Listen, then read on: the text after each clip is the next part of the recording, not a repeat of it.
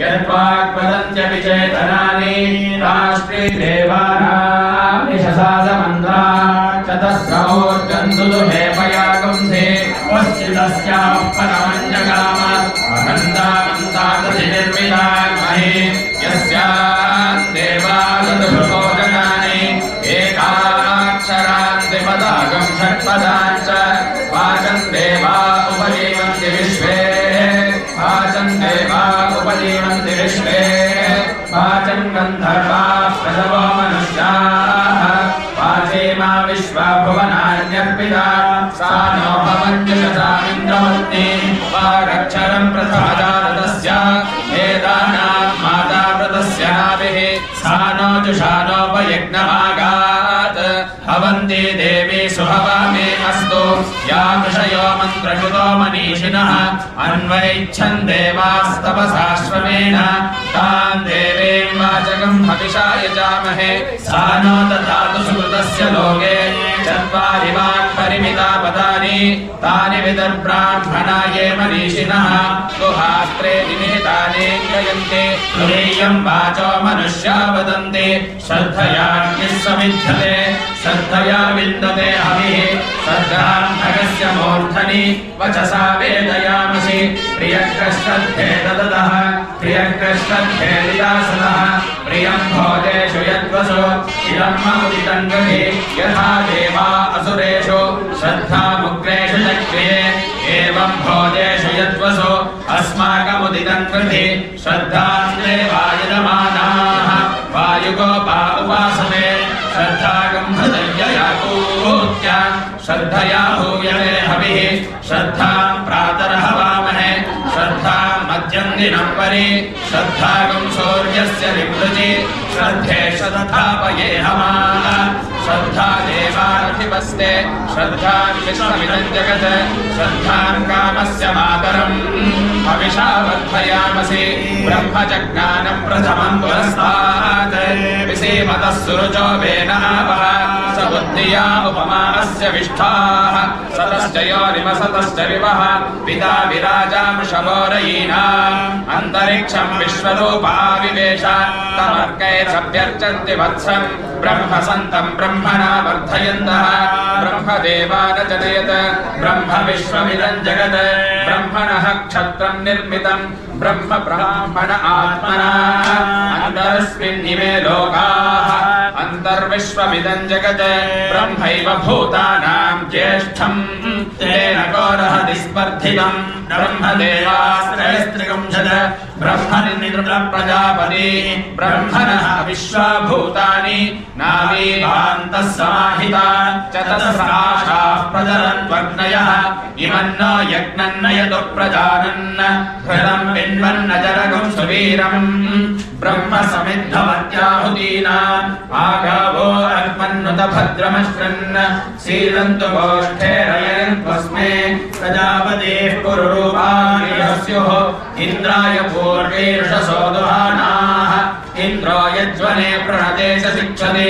उपेद्ददाति न स्वं मुषायते भूयो भूयो रयिमितस्य वर्धयन् अभिन्ने खिल्ले निदधाति ते वयं न दानशन्ति न दभाति तस्करः नैना अमित्रो व्यधिरादधर्षति देवागश्चयाभिर्यजते ददाति च जोगित्ताभिः सजते गोपतिः सह न ता अर्वा रेणुककाटो अश्नुते न सर्गस्पतक्रमुपयन्ति ता अभि उरुगायमभयन्तस्य ता अनु गावो मर्त्यस्य विचरन्ति यज्वनः गावो भगो गाव इन्द्रो वे अच्छात् गावः सोमस्य प्रथमस्य भक्षः इमाया गावः सजना स इन्द्रः इच्छामि धृता मनसा चिदिन्द्रम् योऽयं गावो वेद यथा कृषिञ्चित् अश्लीलं चित्कृणुधा सुप्रतीकं भद्रं कृणुत भद्रवाचः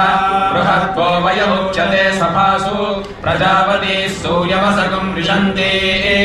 शुद्धा अपसुक्रमाणे विवन्ति मावस्तेन ईशतमाघशगुंसः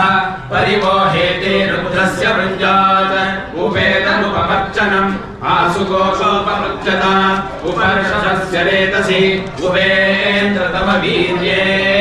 आसूर्या चन्द्रमसा विश्वभृत्तमामहत्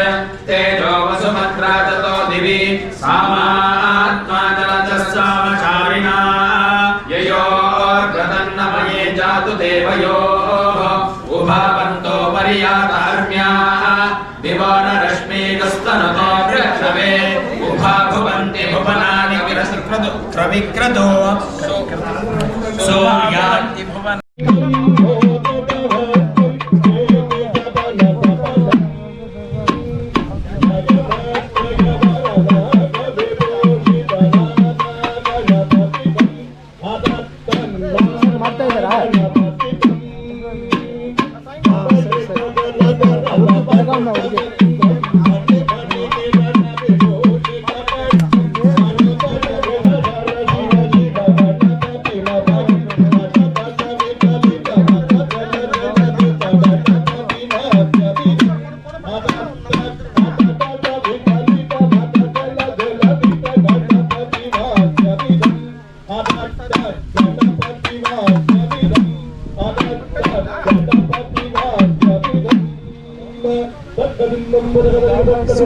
यद्वाक्वदन्त्यपि चेतनानि राष्ट्रे देवानां निशसादमन्त्रा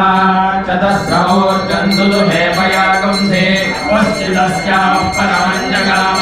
अहन्तामन्तादधिनिर्मितामहे यस्यान् देवादुभोजनानि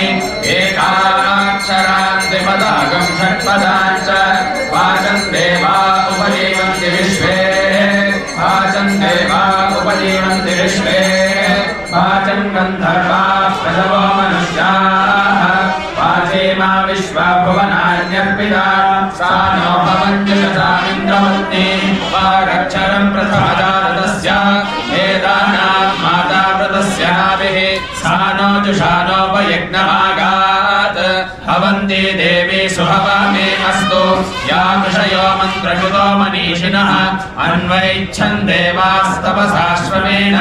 तान् देवीं वाचकं हविषा यजामहे सा नो ददातु सुकृतस्य लोके चत्वारि वाक् परिमिता पदानि तानि विदर्ब्राह्मणाये मनीषिणः दुहास्त्रे निहितानि गयन्ते तुरीयं वाचो मनुष्या वदन्ति श्रद्धयाज्ञः समिध्यते श्रद्धया विन्दते हविः श्रद्धां भगस्य मूर्धनि वचसा वेदयामसि प्रियकृश्रद्धे ददतः प्रियकृश्रद्धेदिदासनः प्रियं भोजेषु यद्वसु इदं ममुदितं गति यथा देवा असुरेषु श्रद्धामुग्रेषु चक्रे एवं भोजेषु यद्वसु अस्माकमुदितं कृति श्रद्धां देवायजमानाः वायुगोपा उपासते श्रद्धागं हृदययाकूत्य श्रद्धया हूयते हविः श्रद्धां प्रातरहवामहे श्रद्धां मध्यं दिनं परि श्रद्धागं सूर्यस्य विवृजि श्रद्धे शतथापये हमाः श्रद्धा देवानधिपस्ते श्रद्धां विश्वमिदं जगत् श्रद्धां कामस्य मातरं हविषा वर्धयामसि ब्रह्मजज्ञानं प्रथमं पुरस्तात् विसीमतः सुरुचो वेनावः स बुद्धिया उपमानस्य विष्ठाः सतश्च योनिमसतश्च विवः पिता विराजा वृषभोरयीनाम् अन्तरिक्षं विश्वरूपा विवेश तमर्कैरभ्यर्चन्ति वत्सं ब्रह्मसन्तं ब्रह्मणा वर्धयन्तः ब्रह्मदेवा न जनयत् ब्रह्म विश्वमिदं जगत् ब्रह्मणः क्षत्रं निर्मितं ब्रह्म ब्राह्मण आत्मना अन्तरस्मिन्निमे लोकाः अन्तर्विश्वमिदं जगत् ब्रह्मैव भूतानां ज्येष्ठं तेन कोरहति स्पर्धितं ब्रह्मदेवास्त्रयस्त्रिगुंशत् ब्रह्मनिर्प्रजापति ब्रह्मणः विश्वभूतानि नावीभान्तः समाहिता चतस्राशाः प्रजरन्वर्णयः इमन्नो यज्ञन्नयतु प्रजानन् हृदं पिन्वन्नजरगुं सुवीरम् ब्रह्म समिद्धमत्याहुतीनाम् आगावो अर्पन्नुत भद्रमश्रन् सीदन्तु गोष्ठेरयन्त्वस्मे प्रजापतेः पुरुरूपाणि स्युः इन्द्राय पूर्वैर्षसो दुहानाः इन्द्रो यज्वने प्रणते च शिक्षते उपेद्ददाति न स्वयमुषायते भूयो भूयो रयिमितस्य वर्धयन् अभिन्ने खिल्ले निदधाति देवयम् न दानशन्ति न दभाति तस्करः नैना अमित्रो व्यधिरादधर्षति देवागश्चयाभिर्यजते ददाति च जो वित्ताभिः सजते गोपतिः सः न ता अर्वा रेणुककाटो स्तुते न सर्गस्तत्रमुपयन्ति ता अभि उरुगायमभयन्तस्य ता अनु गावो मर्त्यस्य विचरन्ति यज्वनः गावो भगो गाव इन्द्रो मे अच्छात् गावः सोमस्य प्रथमस्य भक्षः इमाया गावः सजना स इन्द्रः इच्छामि धृता मनसा चिदिन्द्रम् योऽयं गावो मेन यथा कृषिञ्चित् अश्लीलञ्चित् कृणुधा सुप्रतीकम् भद्रं कृणुत भद्रवाचः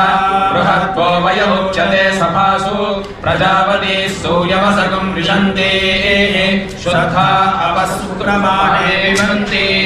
मावस्तेन ईशतमाघशगुंसः परिवोहेते रुद्रस्य वृञ्जात् उपेदनुपमर्चनम् आसुकोशोपमृच्यता उपर्षस्य रेतसि उपेन्द्रतमवीर्ये आसूर्या चन्द्रमसा विश्वभृत्तमा महत् तेजो वसुमत्रा ततो त्रिपुराङ्कगायत्रिकाष्टिकालाय कालाष्टिरुद्राय नीलकण्ठाय मृत्युञ्जयाय सर्वेश्वराय जलाजिवाय श्रीमन्महादेवाय नमः नमो हिरण्यवाहवे सेनान्ये दिशाञ्जवदये नमो नमो वृक्षेभ्यो हरिकेशेभ्यो पशूनान्मदये नमो नमः स्वस्मिञ्जराजत्वदेवदेवधीनान्मदये नमो नमो मध्वजाय विव्याधिनेन्दानाम्बदये नमो नमो हरिकेशायो भवेदिने पुष्टानाम्बदये नमो नमो भवस्य हेत्ये जगदाम्बदये नमो नमो रुद्राजानदाविने क्षेत्राणाम्बदये नमो नमः श्रोताय हन्याय वनानाम्बदये नमो नमो रोहिताय स्थपदये वृक्षाय